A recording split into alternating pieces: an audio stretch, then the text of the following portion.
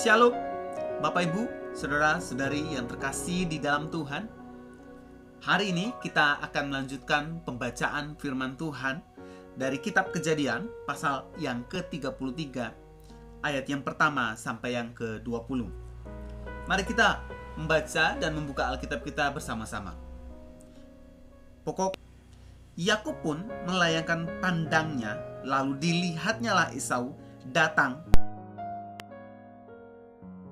Maka diserahkannyalah sebagian dari anak-anak itu kepada Lea dan sebagian kepada Rahel, beserta anak-anak mereka di muka. Lea beserta anak-anak beserta Yusuf di belakang sekali. Dan ia sendiri berjalan di depan mereka. Dan ia sujud sampai ke tanah 7 kali, hingga ia sampai ke dekat kakaknya itu. Tetapi Esau berlari mendapatkan dia, didekapnya dia, dipeluk lehernya dan diciumnya dia. Lalu bertangis-tangisanlah mereka. Kemudian Esau melayangkan pandangnya, dilihatnyalah perempuan-perempuan dan anak-anak itu. Lalu ia bertanya, "Siapakah orang-orang yang beserta engkau itu?" Jawab Yakub, "Anak-anak yang telah dikaruniakan Allah kepada hambamu ini."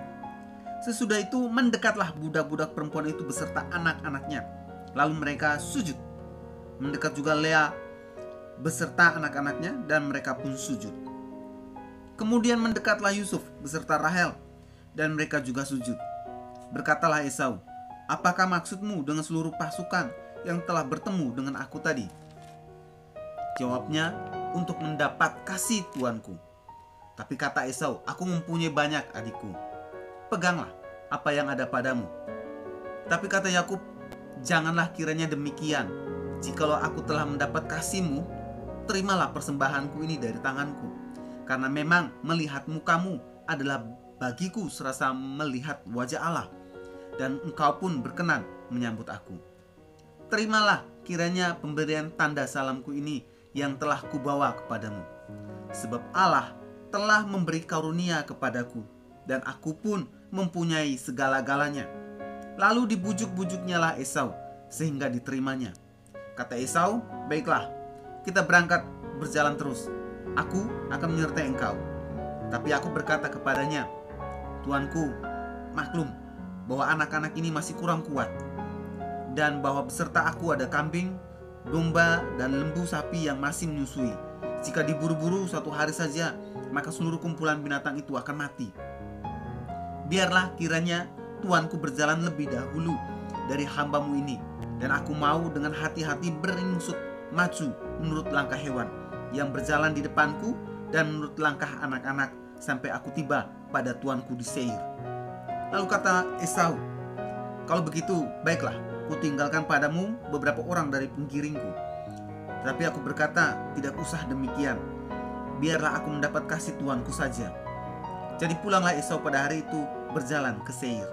Tapi Yakub berangkat ke Sukot, lalu mendirikan rumah, dan untuk ternaknya dibuatnya gubuk-gubuk.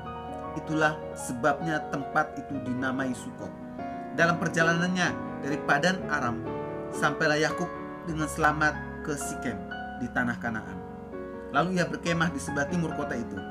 Kemudian dibelinya lah dari anak-anak Hemor, bapak Sikem, sebidang tanah, tempat ia memasang kemahnya dengan harga 100 kesita.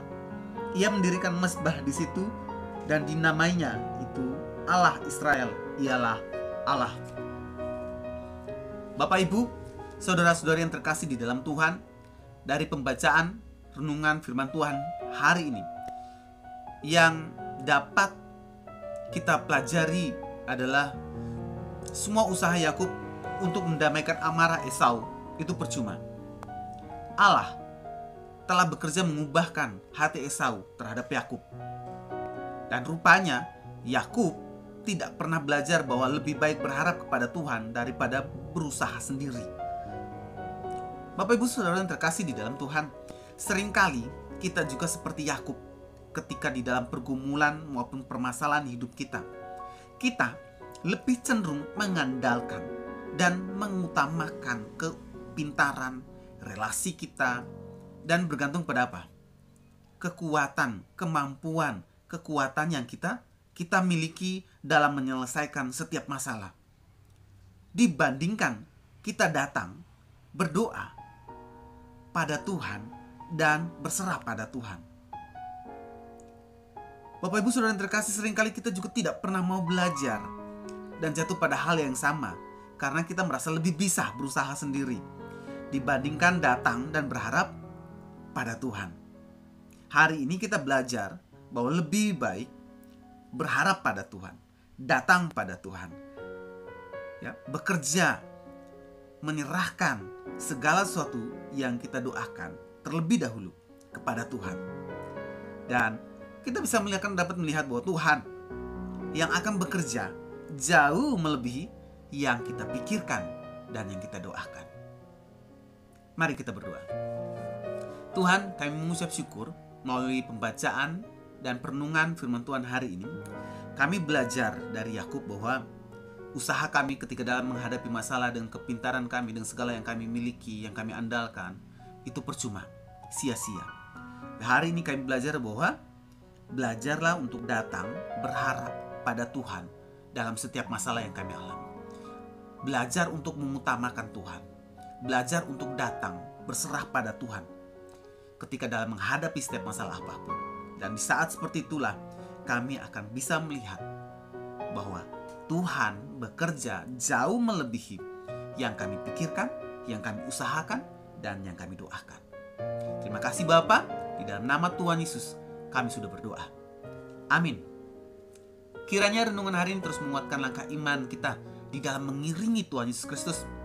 Tetap teruslah berdoa, tetap teruslah percaya, dan tetap terus